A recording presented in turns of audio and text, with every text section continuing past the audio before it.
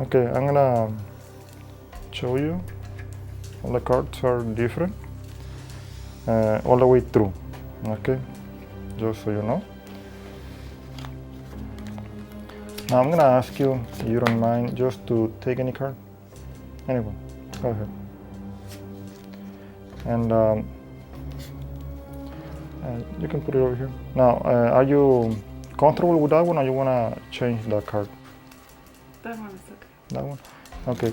Now I'm gonna put the cards inside of the box. Okay. You can see very carefully, very slowly.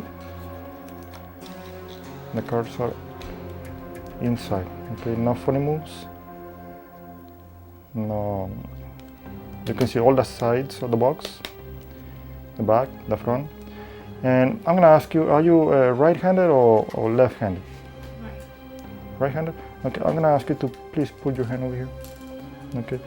No, oh, no, but turn it over. Okay. So, can you lift it up a little bit more? All right, thank you. Now, all I'm gonna do, I'm just gonna wave the deck of playing cards on, and by itself. I don't even know which one is your card, but watch carefully. One, twice, and the cards. Is that your card? Mm-hmm. Is it?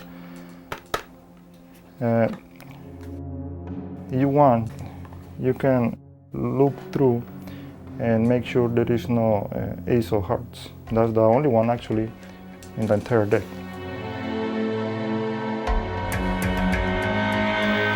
All right, so before I explain the way it is done, let me clarify that any card can be selected, no duplicated cards. What I did is any control. It doesn't have to be the same one. You can do half pass, turnover pass, invisible pass, whatever pass you want to do. The point is you need to control the card to the top. And I'm going to pick the Ace of Hearts, which is easier to visualize. And this is the gimmick. Okay, as you can see over here, it doesn't have to be a perfect triangle, the cut, but as you can see, the lines, well, the graphic or the design of the playing cards, the bicycle playing card, you know, it has 3 lines right here in the border. Okay, 3 lines, 1, 2, 3. I'm cutting about the inner line first, and then I'm going outside. Is critical, and I need to emphasize this part. Don't go all the way down to the corner when you cut over here. It has to be, you need to give it a room about 1 centimeter. It's not a perfect centimeter, it's about 1 centimeter. It's very important that you don't go all the way like this one. The mistake I did in this one, notice I did cut all the way down here to the corner. And the problem is you don't have control over the flap. It goes up and it's not a stick inside. I actually glue it myself. But those are the only 2 issues. When you go all the way down here to the corner, don't do that. Here, what I did is leaving 1 centimeter at least, which is important, so you have a better control. And the second issue, actually, most of the playing cards nowadays, you know, they have half and half this design or this other back design, and you don't want none of these designs. It has to be with a normal back. And if you use a blue color, this is a black color. This is not blue, but because of the shadows and the lines, you know, it creates. I just happen to have the black color bicycle playing card, but if you have the blue one, that's fine too. And the way I get this top card, which is the selection, outside of the box, I want you to pay close attention, because when I bevel As you can see, it's not out yet. I'm gonna exaggerate because I'm pointing downward. So the top one goes first. Keep pushing through. And before I finish, well, my hand is actually covering. It's a natural resting position. That's important. Don't keep the fingers or weird grips. It has to be a natural grip. And this is a natural grip, the one I use in the video. Then I pull out this card, I pull it out. I bend it a little bit. And by squeezing over here also, it helps, you know. For a card, just the top card is the one is going out. Well, this one, because these are brand new, you need to be for sure it's only one card because your cards are a little older, let's suppose. You can use the thumb and the index finger to make sure and peel it up, push it down, I mean. So it's only one card because you need to be sure it's only one card. If it doesn't help, you can use the pinky finger over here. You need to keep it an angle a little bit so they don't see you're pushing down right here. That's the way you load the playing card, okay? The top, and then you keep spreading and bevel the cards, so you keep pushing slowly. Notice the grip, the hand. I'm gonna close it. And you know, you can show the back, but not too much. But you may not really notice on the TV, but in reality, you cannot really flash too much. On the screen, on the video, of course, I can show the back of the box, and you barely see any edges, okay? So, any shadows. But in reality, when I have the hand, I flash. Well, let me do the regular speed. I have the hand, close the box, and do this, okay? I have the hand, I'm trying to cover this white edge and this other one without being so obvious. So using these two thumbs to spin, I flash.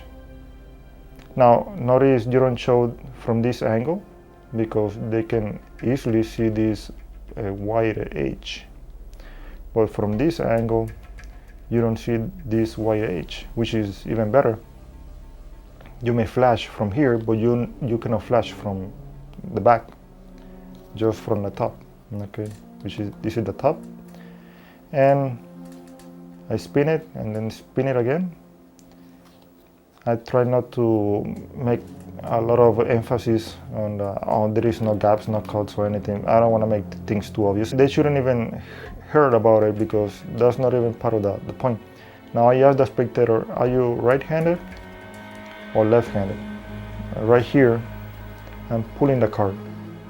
But when you pull it, you need to keep not just the arm but the wrist also, you know, swinging or speaking. When the spectator put it over here face down, I said, well, no, just put it over here. But the second issue is you cannot pull it all the way out. It has to be in angle. That's the way I did it in the performance. Now also, as you notice, I don't have the card all the way in the middle of the deck. I keep it at close to the bottom, so I don't have to cover, you know, too much the back of the deck of playing cards for the box.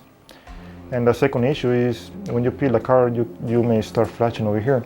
So you need to keep it straight like that, in angle. Now, as you notice in the video, I'm sitting down in the performance, and for this performance it's better if you are standing up, for example, for you to use your stomach, your belly, and put it against this card, so you use it as support and extra coverage.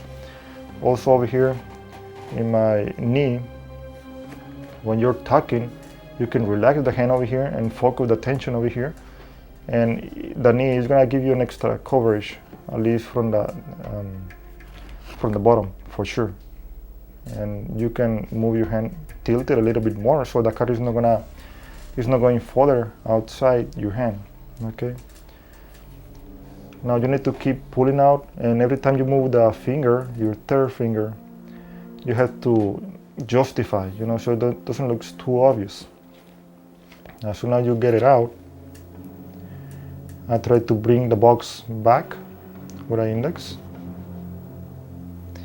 And by the misunderstandings of the position of the hand, this is also giving me more time over here. It's not perfectly square, but when I bring my other hand, the pinky finger is gonna push from the back to perfectly square it. Be careful not to sidejack the card. That's why you have to put the palm first, then the pinky push it. And that's it. It's better to do the entire move using only one hand. It's not a must, but I'm gonna show you an extra gestures and extra moves you can do instead of using this method that I'm using. Then you can point to their hand for whatever reason. You can lift it up. Anyway, the reason I'm doing that is because I want them to give it a peek subconsciously. If they don't, that's fine. You're gonna show the back. That's my justification. Now here in your hand, I'm gonna do something. You can show the bottom, but sometimes the card is going to be little slightly tilted, so I try not to go for it. But when you show the back, when you say I have nothing in my hand, okay, watch carefully, you see they may see a little bit, but you don't show it straight 90 degrees, you show it a 45 degree, okay. That's going to be up to you. Just wave it once and twice, and you already have it. When you open the box to get the cards out of the box, I'm gonna spin it. Notice my thumb is right here. This is the edge, the cut edge. It's not perfectly exaggerating, just keep it in angle. And a little bit tilted. Notice, pay attention to the thumb. That's, you see, it's a more natural resting position than this. Like this, take the box, hit it once, put it there. The reason I'm taking the cards out of the box so the audience inspect the cards, so they can make sure it's not duplicated. They can even sign the card if they want. But it's better, at the same time you give the playing cards to the spectator, to get rid of the box, put it in your coat, on any place you want, and explain later to the spectator how it works, of course. That's what I do all the time. And well, that's one of the variations. The second way you can get the second way I used to do it, let me show you very quickly. I still getting the card out of the box this way, the same way. Close the box. Notice the hand is covered. Cover the white borders. Show the front. And I'm gonna suggest that by imagine that you can get cards out of the box. Then I show the back. I try not to show too much, and I wave the hand. And when I'm waving the hand, I'm getting the card out of the box. You see? An angle. Then turn it over if you want, and then do the same gesture. That may be a little bit more obvious. That's gonna be up to you.